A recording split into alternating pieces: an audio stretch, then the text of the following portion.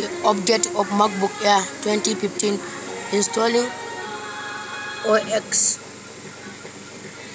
Installing OS 10.10.5. Required 850 megabyte.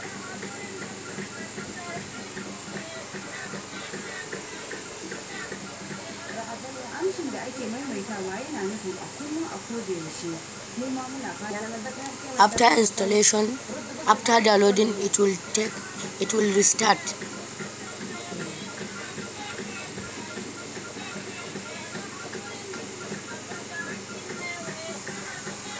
It takes up to 850 megabytes to update. Installing update on MacBook Air 2015 OS 10.10.5. You can see the download is almost finished. It's 815 megabytes. When it finishes the downloading, it will set it has to restart. Let us see what will happen. I have finished almost downloading the file.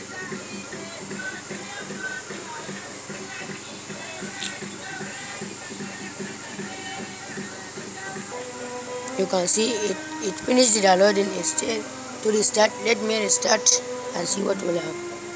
Let's restart our computer.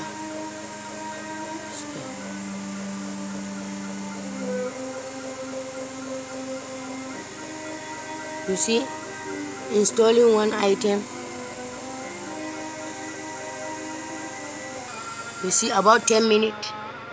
Let us see what will happen. About 9 minutes now.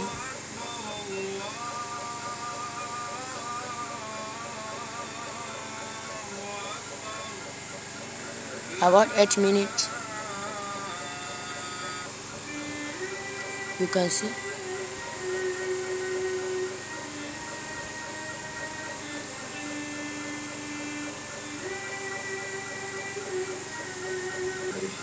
You can see about 6 minutes.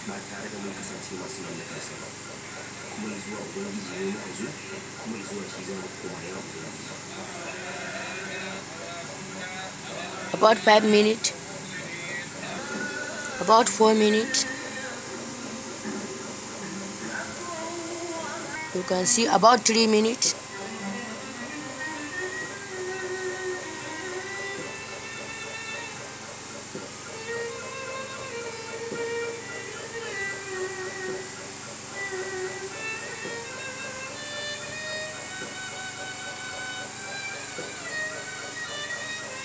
You can see less than a minute.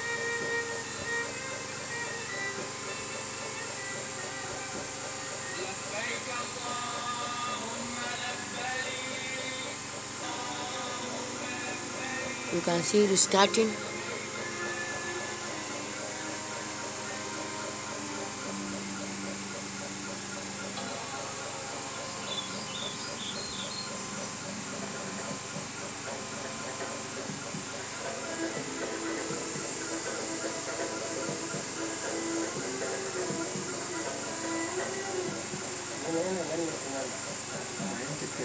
Now the MacBook has been updated to Mac OS 10.10.5. Let it finish the startup and see.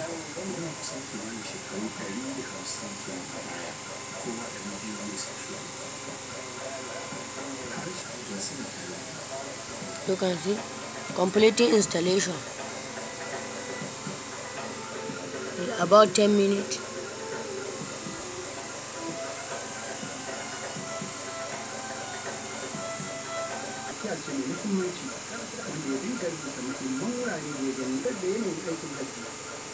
About 8 minutes now.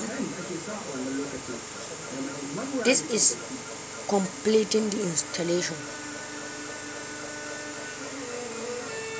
You can see this finished the installation. Let me sign in my password.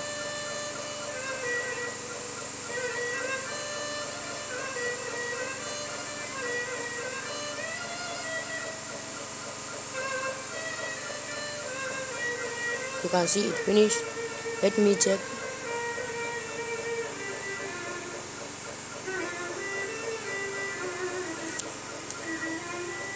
About this one. It changed to OS 10.10.5. Now my Mac is running the latest version of the Yosemite Max OS 10.10.5. Thank you for watching.